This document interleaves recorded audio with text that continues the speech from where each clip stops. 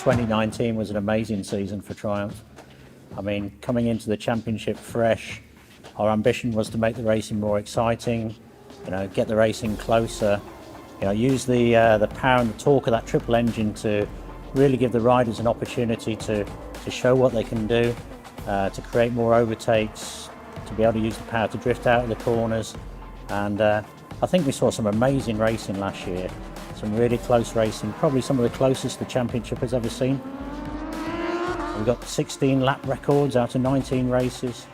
We saw the first ever 300 km/h top speed at Mugello. 300,000 kilometers we did on Triumph engines last year, over 60,000 laps without any mechanical problems. We achieved probably more than we expected last year, so it was an absolutely fabulous season for Triumph. We've taken the data and the knowledge that we've gained from that to make some significant improvements for this year, and a lot of that improvement has been around making sure that we can remove some of the restrictions or reduce the restrictions on the over rev.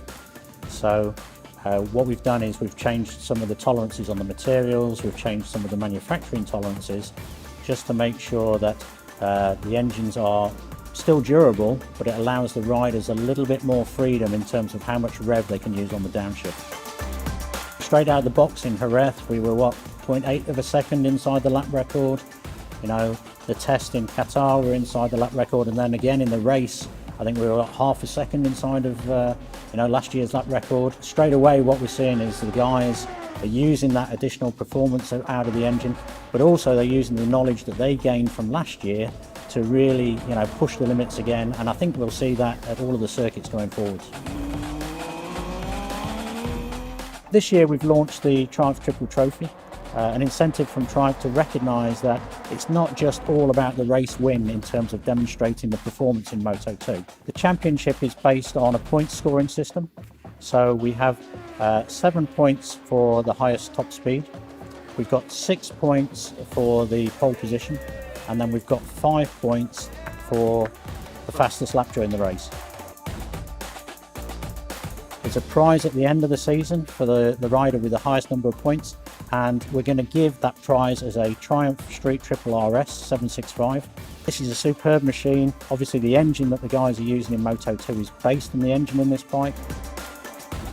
Coming off the back of Qatar, we've got Ramirez and Schrotter actually in joint first place.